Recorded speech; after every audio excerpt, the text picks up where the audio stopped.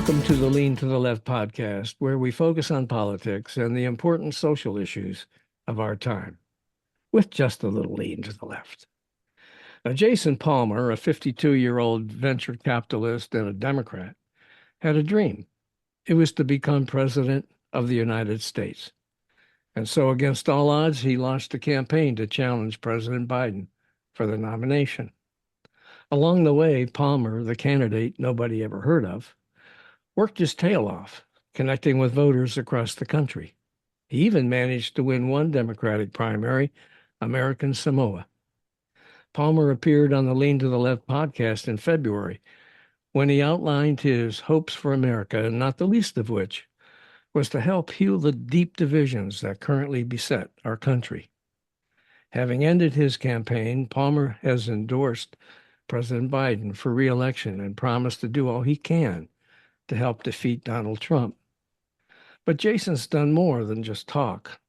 Together with two other outstanding partners, he's launched a new organization. It's called Together.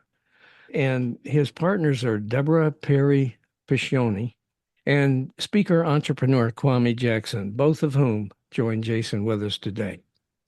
Now, Palmer says Together is crafted to steer America away from polarization and extremes by mobilizing young American voters to elect a new generation of common sense leaders from all political backgrounds. You'll get to meet Jason and his sidekicks, Debra and Kwame, in just a second. So stay with us.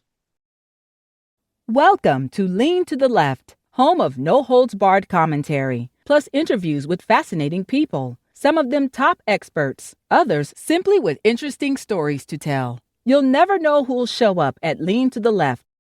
Now here's your host, Bob Gaddy. Debra Perry Piscione is the co-founder and CEO of the Work3 Institute, an advisory firm that helps enterprises evolve into AI Work3 workforce. Kwame Jackson is a leadership strategist, Newsweek contributor, and frequent political commentator for CNN, MSNBC, Fox, and News One. So, guys, thanks so much for joining us and sharing the news about Together. Thank you for having us. Thank you. Happy to be here. All right. Hey, Jason, tell us about Together and how it started and what the role that Debra and Kwame will play in the organization. Absolutely, yeah. So we're co-founders and co-owners of Together. Wow. And the organization exists, just like you said, to reduce polarization and really energize young voters. We're going to be endorsing young candidates who are running for Congress, and we're going to try to get 1 million young people registered to vote by this fall. Our goal is that when all is said and done in November, people are not just talking about the presidential race, but they're talking about all these young people that got elected to Congress, and all these young people showed up to vote. And there's a new spirit of civility and youth that's transforming American politics. Now, in terms of Kwame's role, I've known Kwame for more than 20 years. We helped co the company together back in the late 1990s. And so I know him as someone who's really good at energizing people, especially young people. And he leads all the strategy and marketing related side of our operation. It's going to be our Get Out the Vote effort, our effort to be very active on social media, our technology effort. Debra is a Republican by background, but someone who also believes in bipartisanship like myself. And part of the reason I was attracted to Debra is that she really has been someone who's kind of coast to coast, starting in Washington, D.C., and then moving to Silicon Valley. She wrote a best-selling book called Secrets of Silicon Valley, and she's become a leader in the women's entrepreneurship effort out in the Valley. And so I think the three of us together, and we are equal in our ownership, are very complementary in where we come from, both on political sides of the aisle and the things that we're going to focus on. That's great. Thanks so much for that, Jason. Debra, you're a best-selling author and a serial entrepreneur. Tell us a little bit about yourself and why you joined up with Jason in this new initiative. Yeah, happy to do. First of all, thank you for having me on your show as well. I had spent 18 years in Washington, D.C., having worked on Capitol Hill, and then was appointed at the White House under George Bush. And then I myself fell into media for many years, was an on-air commentator with MSNBC, Fox News, and CNN. And I really learned the kind of way that business gets done in Washington, where a lot of fear is put in people. You're either part of us or you're one of them. And there wasn't a big collective effort to really bring people together. And then we ended up moving to Silicon Valley in 2006. And I was really fascinated by this collaborative culture and ended up building out an initial company that sold and then ended up writing the book, Secrets of Silicon Valley, to really get a sense of what this culture was about. How can you really get ahead by bringing people together and supporting one another rather than being adversaries? So that's really the heart of my advocacy. And then I have a new book coming out in January with Harvard Business Review called Employment is Dead, and very much focusing on this next generation, particularly Generation Z, and how they will engage in the workforce and the economy overall. So it's a really terrific opportunity to just be a part of this organization and engage in a way that young people want to work and be the future of work and the economy overall. Okay, Deborah, thanks so much for that. Now, Kwame, you're a professional speaker, an entrepreneur, a consultant. Where will you fit? Now, Jason just said you're going to be in charge of outreach communications and so on, right? Yeah, so the reality of any startup organization, Bob, is that we all wear different hats and we're all chief bottle washer and dishwasher and fireman, putter outer, right? So Yeah. thank you, one, for having me on your show. As Deborah shared, Jason speaks very highly of the program, and we're excited to share our Together message. My personal lane at Together is going to be Chief Marketing Officer. So really trying to make the brand appeal to Gen Z, to grow the recognition and visibility of the brand, to build partnerships with other like-minded brands. I similarly see us as an extension of the Rock the Vote efforts of the 90s and the early 2000s, making that kind of play towards unity politics, inclusive democracy, really relevant for Gen Z. So that's the role that I play. I really also will be focused on bringing a lot of our celebrity influencers, be they athletes, be they politicos, be they YouTube influencers, into our ambassador fold and really helping us drive the message to keep the brand relevant, young, and energized. Wow, that sounds great. Jason, many of our Lean to the Left followers saw or listened to your episode, which is still streaming, by the way. And so what they'd like to know, why did you end your run for the White House, and what are your plans? Do you have any plans for elective office in the future? Right now, I honestly can't see past November. I feel like this is the most important election of my lifetime. And I know everybody says that, but this time it really is. Mhm. And I think it's super important that I lean in to both, in my case, it's super important to me to get President Biden reelected, but also to do so in a way that's civil and reaches across the aisle and continues to engage independents and people that I think of as homeless Republicans who maybe are not quite ready to pull the lever for the Democratic Party, but they do actually believe they should pull the lever for the best candidate possible. And that's why with Together, I've partnered up with Kwame and Debra to make sure that this is a purple colored organization. We're also going to endorse Republican candidates. We might even endorse an independent or forward candidate as well. And that we really do demonstrate the values of reaching across the aisle and bipartisanship in everything that we do going forward. So what's Together doing now? And what are your plans going forward? Yeah, so you're talking to us at a really good time because I know this podcast is likely to air shortly, but not today. That I can share with you, we're about ready to announce our first 4 endorsements of candidates that we're supporting, and they are all young, from a business background, either small business people or entrepreneurs. They believe in things like civility, inclusion, democracy, conscious capitalism. These shouldn't be so difficult to find a common sense center in America. And we'll be endorsing them actually tomorrow, which will be a few days ago when this podcast airs. Right. and happy to talk about them. And we've also are building up a team. Our goal is to have a volunteer team of 10,000 or more people by the time students come back to school in the fall. So we can actually use those 10,000 volunteers to get 1 million young people registered to vote. You probably know historically young people often don't show up at the polls in as high numbers as other generations. Yeah. Well, this year we're going to change that. And it doesn't even require that much money. We're going to only need to raise about $10 million to achieve this in an election year when the last I saw, about $5 billion is going to be raised. So we're very much on the high return on investment side of the equation. But that's because we think of it like entrepreneurs, like business people.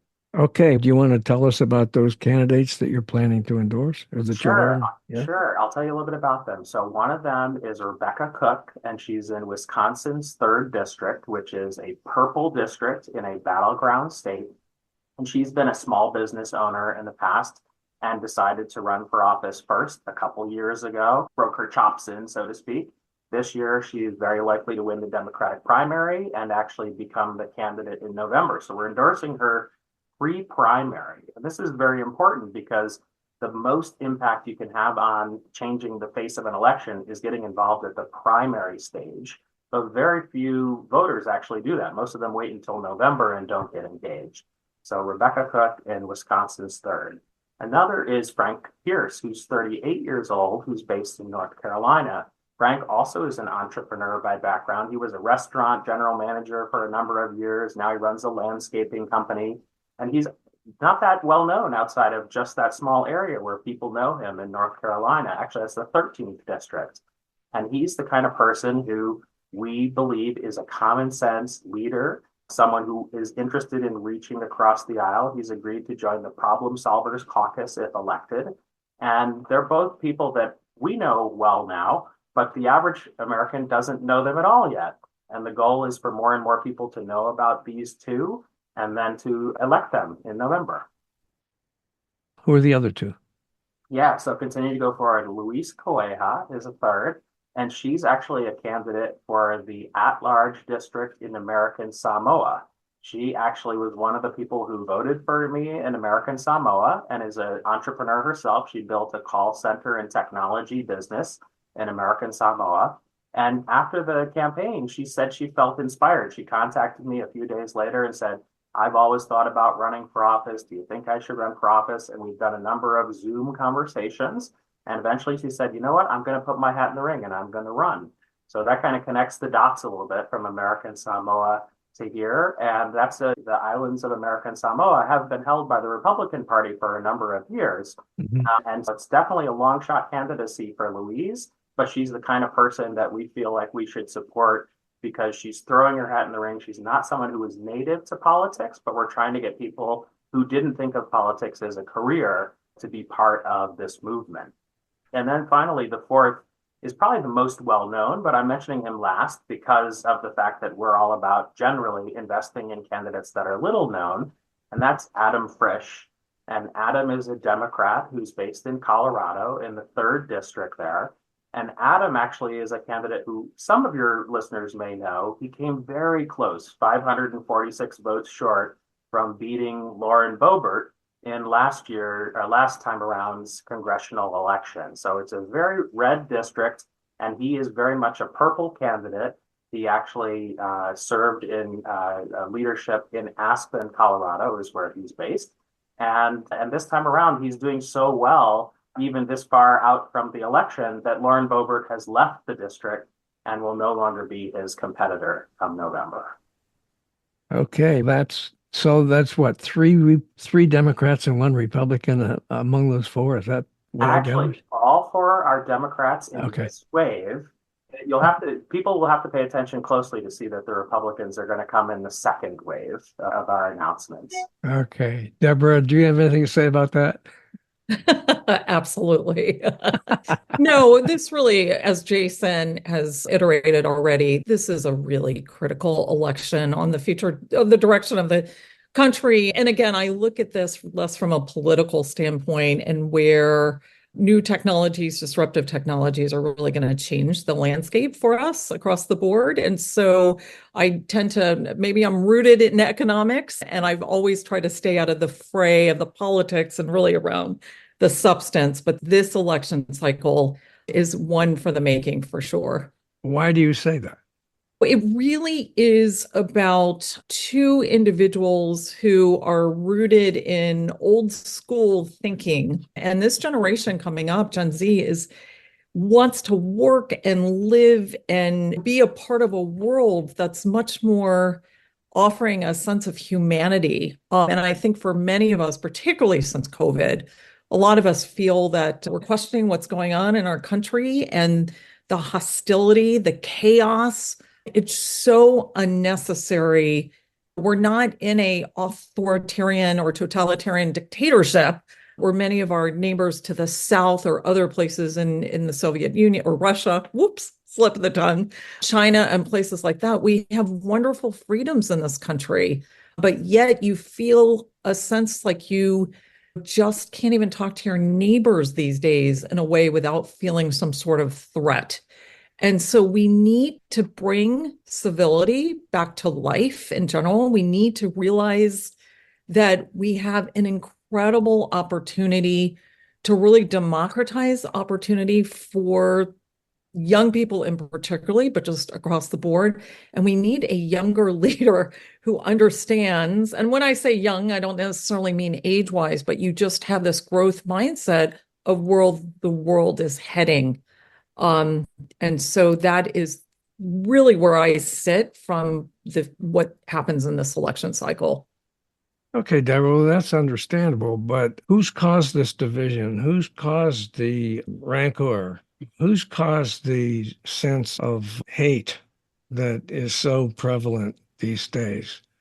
Where'd that come I from? know where you're heading in this question. I don't think it's any one person. Okay. But there is no doubt that President Trump gave a voice to extremists that let it be okay to be ruder to thy neighbor or expressing one's opinion. And I think COVID absolutely exasperated a lot of this.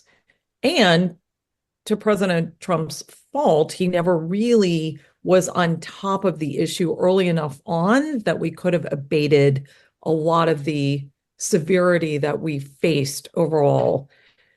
I'm not going to suggest it's any one person because I think there's a lot of organizations out there who spread hate overall as well. Yeah. We do need civility back in our lives, and we need to temper relationships around the world as well.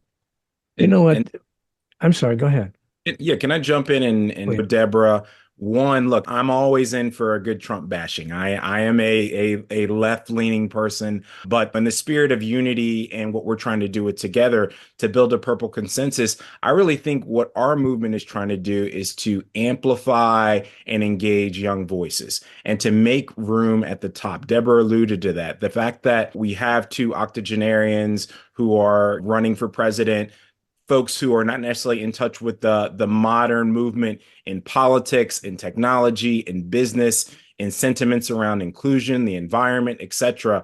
And I think giving voice to the causes and concerns of Gen Z and then elevating those to the forefront is really trying to make room at the top for a new generation of leadership. And so we realize that even the founders on this call, we're still Gen X removed from the current Gen Z population. So what we're trying to do is build a platform, build technology, build consensus, build partnerships that enable the generation behind us, Gen Z, to really take the reins of leadership from a pretty dated crowd. Yeah, talk about this goal and objective that you guys have to bring in, would you say 10,000 young people as 10,000 volunteers? volunteers, that's correct. That's amazing. Yeah. How are you going to do it? What are you going to do that? I don't, just like last time when I wasn't sure about revealing all my secrets on the podcast. But I will say that, like Deborah, have been working as an impact investor and entrepreneur in the future of work. And a big part of my work has been on these programs that are expanding internships, externships. Sometimes they're called micro assignments, where students that are in college can get more real life work experience that then they can put on their resume, which helps them get their first job. And so because Debra and I work in that area, we're very connected to a number of companies that actually can place thousands of students in these kind of micro internship like jobs. And because of that, I've been asked, do you need 100,000 students? And I said, wow, I don't know if we have room for 100,000 volunteers. But it actually is possible now because there are that many people who are age 17 to 24 years old on college campuses, around college campuses, who it's easy for them to sign up and get another 3-credit course in X, Y, or Z. It's not so easy for them to get a really useful 8-week externship, internship, or volunteer scenario that's going to help them get their next job. So they're hungry for this. They're really hungry for those work opportunities, even if they're unpaid or just a stipend. That sounds great. I want to know, you already told me you're endorsing candidates. I was going to ask you if you're going to endorse candidates, so you took away one of my questions. Damn. Yeah. Anyway, what about those positions on political issues like abortion and education and immigration and whatever? Are you Sure. going to take Let's on those too? let's riff back and forth a little bit. So the way we've founded together is that it's based on values that we have in common, like civility, democracy, inclusivity, a belief that there is a way business can be for good, conscious capitalism. Mhm. And those values are very important. We believe in science and data. We believe in integrity. These are things like motherhood and apple pie. But Right. we're not going to have any litmus tests where candidates have to believe in one position or the other. In fact, we want Okay. together to embody inclusivity so that everyone can be a part of it, whether you're Democratic, Republican, Independent, Green, Libertarian. We want everybody in here. We're for robust civil dialogue that is civil and where we're actually talking to and learning from each other, not demagoguing each other. But I call out to Kwame and Debra, chime in on that. Yeah. Yeah, I think so many of Hey, these Deborah. issues are experiential based as well. And so we want to be a platform and a forum where people sometimes with differing views can come together and have a conversation and share their experience overall. I think part of this is not just to be so rooted in one side or the other, but to learn from one another's experiences and be a little bit more empathetic to why people have the views they do. And I think that's really the platform that has been missing in the dialogue and the debate of the political forum is really to understand why people feel the way they do, whether they were raised a certain way or experienced something that gave them the positioning. Kwame, my apologies, I cut you off there, so go ahead. Oh, no, I was going to add to exactly what Jason and you were saying. I think that we share the same mindset in terms of what we're trying to build, which is a forum of inclusivity, a forum for open debate, a forum for sharing ideas and learning from one another in a civil fashion, which is lacking right now. And I do think that for us, it's going back to making room at the top and Gen Z. I know JFK, when he was running, he had a great campaign that said, I am old enough to know, but young enough to do. And I think we need to really focus on that in terms of trying to bring the next generation forward to the mantle of leadership. They need to be old enough to know, but young enough to do. And that energy is missing right now from the political equation. So, as far as taking hard and fast lines on any particular point or principle, I don't think that's our place. I think what we will do, though, is learn from our grassroots in terms of the folks and the opinions and the issues that they care about, and then try to amplify those causes that make sense for kind of the total group. So we definitely want to be a bottom up organization in terms of the principles that we take versus the 3 co-founders on this call saying, oh, we have a stance on abortion or we have a stance on the environment. We want to learn from our base. Okay. All right. So you will be doing specific work on behalf of specific candidates, though, right? That you endorse. Is that right? Yes, but I want to be a little bit more precise about that we've Okay. founded together as 2 separate organizations that are connected because they have the same brand. So there's together the B Corporation that's building out the technology platform that's going to drive more people to get registered to vote. It's going to have education programs. It's going to do future of work efforts like Debra was talking about. In fact, we think of it as It's a platform for causes, companies, and campaigns. Like it's inclusive of everything, and it'll actually help a lot of people raise money for their causes, companies, and campaigns when it's in its full form. It'll take about a year to build out all the technology that we want to build with Together, the B Corporation. Together, the PAC, which we're also on the board of, will actually be the organization that's endorsing and supporting candidates. Okay. And then they'll hopefully use the technology to do better in their campaigns, just like lots of other people who are promoting their causes. And that was like Kwame was alluding to that too. We're reaching out to athletes, celebrities, influencers who need help raising money, especially people if you're in your 20s or early 30s. That's the biggest thing you're missing is money to grow your vision. And that's what our platform is going to enable, is for young people to raise more money and use their clout for good. Wow, that's really a great idea. I hope this all works out for you. Today in the Washington Post, just by coincidence, and I think this is related in a sense, traditional Republican senators John Danforth, William Cohen, and Alan Simpson announced the launching of a new organization called Our Republican Legacy, which they will serve as a big tent for traditional Republicans like themselves. What do you think about that?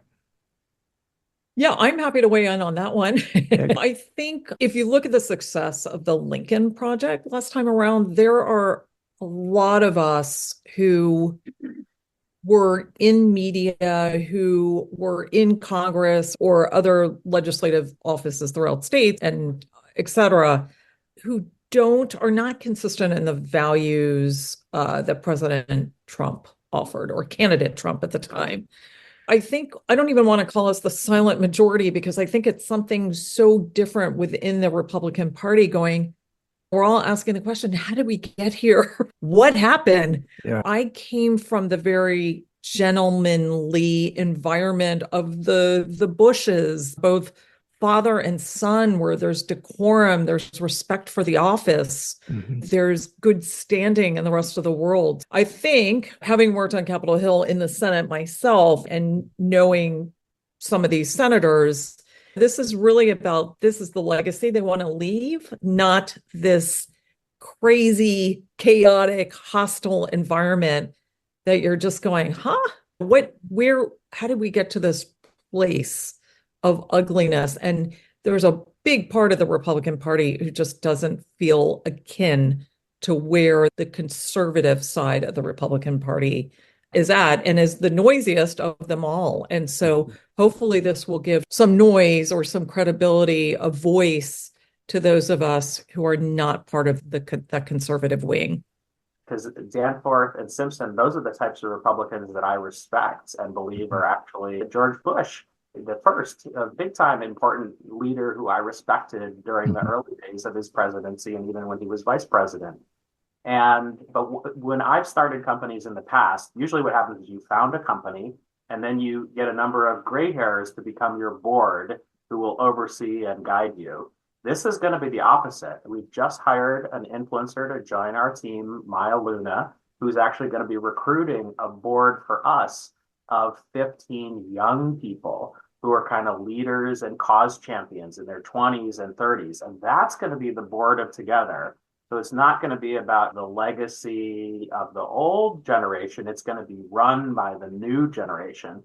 And nothing would make me happier than in a year from now, Kwame, Debra, and I, we raise $10 million, $100 million, and then we give the mantle to a 29-year-old CEO to run this company, this organization into the future. Part of why we're founding it is an outgrowth of my presidential campaign, but even more so, it's that people at our age level can raise money much more easily. We have a lot of social capital, and we want to try to raise as much as we can and give that social capital and that financial capital to the younger generation so that they can go faster to take control of our government.